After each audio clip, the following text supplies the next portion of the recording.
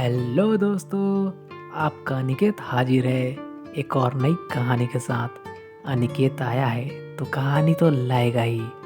वैसे ये कहानी है अभय की। अभय 55 साल के थे। और अभय के बारे में बता दूं तो अभय पेशे से टीचर थे और वो थोड़ा बहुत ज़मीन का खरीद बिक्री। तो अभय के पास एक ज़मीन थी जिसको अभय बेचना चाहते थे। अगर वो ज़मीन बिक जाती तो अभय को उससे काफ़ी पैसे मिलते। और ऐसा नहीं था कि अभय उसको बेचना नहीं चाहते थे, पर क्या करते, वो जो ज़मीन था वो किसी कारणवश बेच ही नहीं पा रहे थे। ज़मीन का कुछ सरकारी कागजात थी जो कि ठीक नहीं थी और उसी के वजह से वो ज़मीन को बेच भी नहीं पा रहे थे।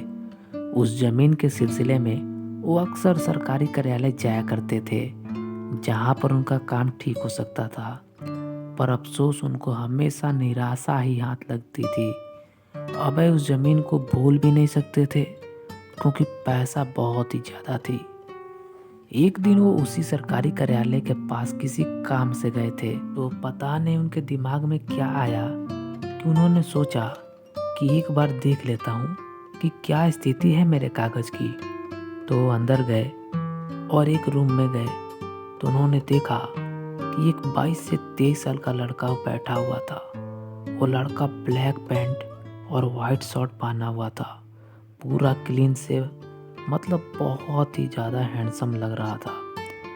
अंकल भी काफ़ी हैंडसम थे।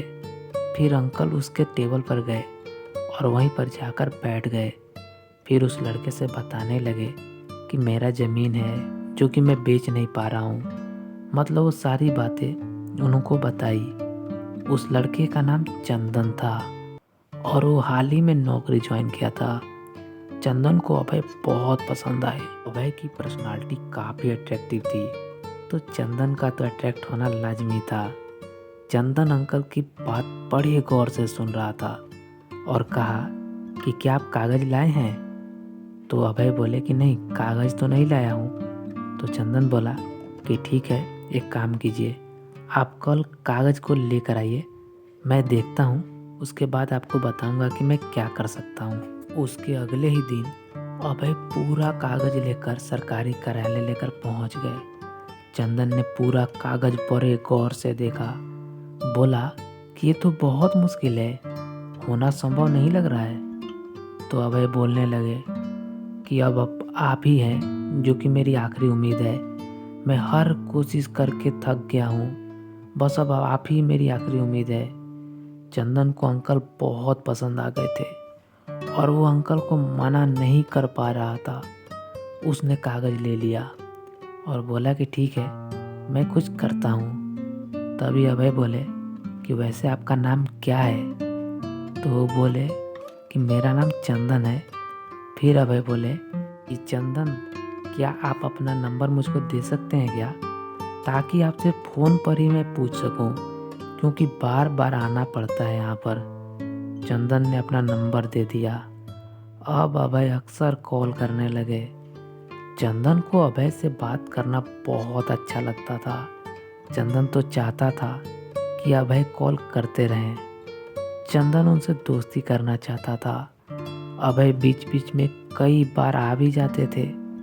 धीरे धीरे दोनों की अच्छी दोस्ती हो गई। अब दोनों अक्सर शाम को भी मिल लिया करते थे। चंदन को अभय से एक तरफा प्यार हो गया था। चंदन तो इस कदर प्यार करने लगा था कि वो अभय का चुपके से फोटो तक खींच लेता था और घर जाकर देखते रहता था।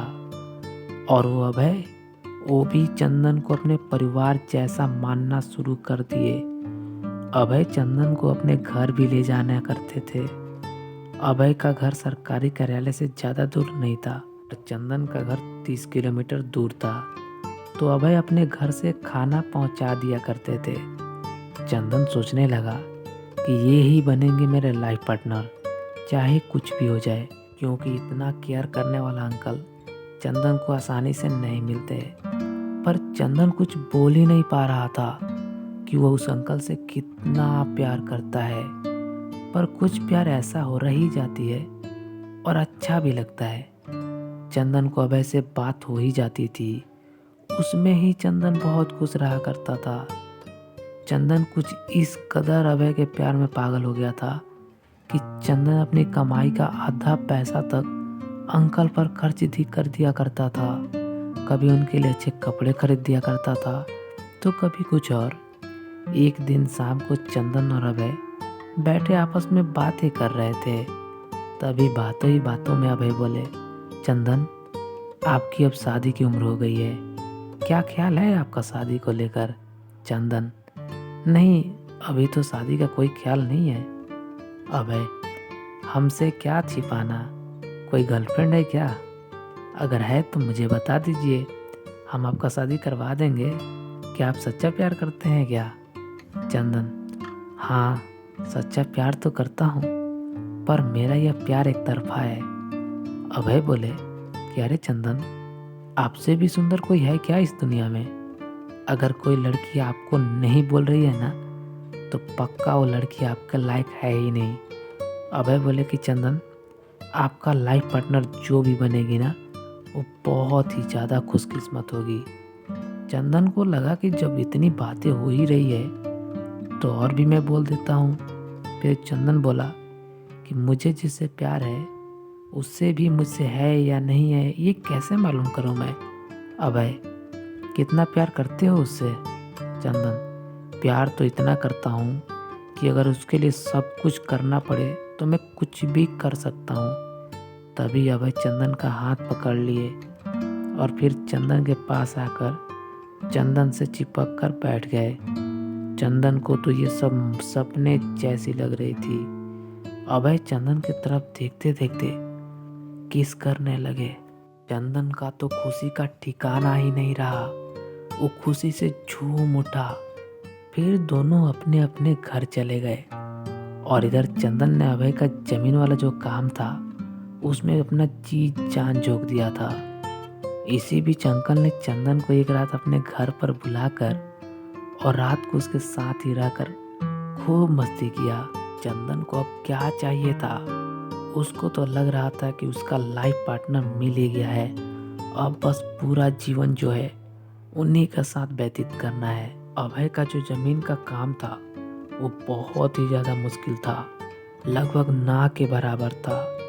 चंदन अपना जॉब का परवाह किए बिना अंकल का काम कर दिया।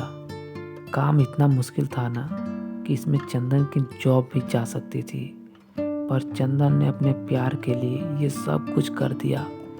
जब अभय का काम हो गया, अभय तो उस वक्त बहुत खुश हुए। अगले दिन जब चंदन ने अंकल अभय को कॉल किया तो अभय बोले कि आज थोड़ा मैं बिजी हूँ, एक काम करता हूँ, कल मिलता हूँ आपसे। और ऐसे ही बहाने देना शुरू कर दिए। चंदन जब भी कॉल करता, अंकल एक नए बहाने दे दिया करता था। धीरे धीरे अंकल तो फ़ोन उठाना तक बंद कर दिए। चंदन तड़पते रह गया, पर अंकल उसके बाद मजा ले कि एक बार तक फ़ोन से बात कर ले, कुछ नहीं हुआ। बस दोस्तों, हमारी ये कहानी यहीं पर समाप्त होती है। अगर आपको हमारी ये कहानी पसंद आई है तो आप इस चैनल को सब्सक्राइब जरूर कीजिएगा। मिलते हैं बहुत ही जल्द एक और नई कहानी के साथ। लव यू दोस्तों।